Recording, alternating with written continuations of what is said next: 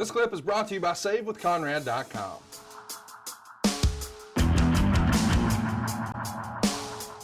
And speaking of historical topics, we're talking about one today. That's our topic today, the very last Nitro. It feels like the end of an era. And, you know, for other, I guess, all intents and purposes, really, it really was. And people thought when this company went down, there'd never be another like it. And, of course, TNA did their best to try to get something going, and so did Ring of Honor. But I don't think it was until AEW came around that people felt like there was a real alternative.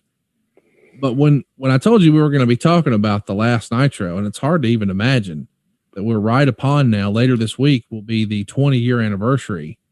On some level, that feels about right. And on another level, it feels like what was that, like 10 years ago? But 20 years? Does that feel right to you that WCW's been gone 20 years? It doesn't feel like it to me. No. And, for me, I've had decades disappear. I'm thinking back to the Crockett years, and that seemed like not so long ago, but yes, a long time ago. The WCW years, I was with those guys 12 years. Yeah. That's a career. Yeah. And it just feels like there were so many things going on during that period, and I was wearing so many hats as a talent, and helping out is writing the shows and helping out running the shows. When you wear that many hats, you don't necessarily hear about every backstage thing that goes down, or every negotiation or conversation, or so a lot of the stuff just passed me by because I had so many hats. And going back and reliving it from the people telling the stories, Eric has his stories, and Tony has his stories, and JR has his stories. I'm going, God, I don't remember that. I don't remember that. I don't remember that. It's because I wasn't included on that. Right. But there were so many things going on. And that was a day more about what matches, the matches actually didn't matter as much as the emotion that was filling the backstage area.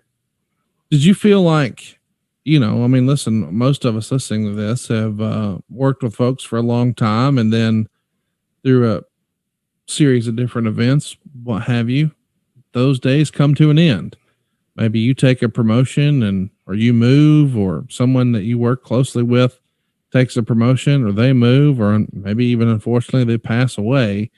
But it's just one of those weird deals where you're probably not really prepared for it, and it almost feels like a second family, and then it's not. Was that the same way when WCW went down? Like, these are the guys that you saw every single week, and now sometimes, those unfortunate circumstances catch us by surprise. This is one where going in, man, this is probably it. I'm not going to see any of these guys again. Do you try to collect some name and numbers? Do you try to go out with the guys after and have a beer? Or is it more like, hey, man, catch you down the road, and that's it? Well, I knew that I wouldn't be seeing, people like, Janie Engel and the backstage people, and, Keith Mitchell and all the guys in production that were friends of mine. Some of them I worked with 12 years and couldn't tell you their name today, and they probably couldn't tell you mine. I don't know. But I would pass them backstage, and they'd be taping down wires or doing whatever their job was, and just familiar faces. In 12 years, you establish relationships. I don't think they're friendships. It's not people that when I went home on my off day, I would call them or they would call me, but they were good working relationships. And, Atlanta being close to Rome, where I grew up, it always had that. Anytime I went to Atlanta, it was almost like going home, until Charlotte became my home in '85 and all that changed. It's like I was just a recent memory of ever living in Rome. But anyway, getting back to that setting, it was going to be, I kind of had an idea of what guys, were going to be taken.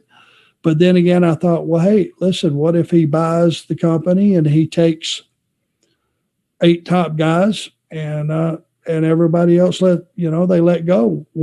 What is out there? What is still available? Japan was out there. I think there was independents, Tennessee was probably still running a little bit, but not an option to make the kind of money that we were all used to making. Hey, it's Conrad Thompson. Thanks for checking out the podcast here on YouTube. Be sure to hit the subscribe button and the notifications bell so you get a notice anytime we upload some new content. And go save yourself some money right now. If you're in a 30-year loan or you have credit card debt, it's not a matter of if I can save you money. It's a matter of how much. Find out right now for free at SaveWithConrad.com.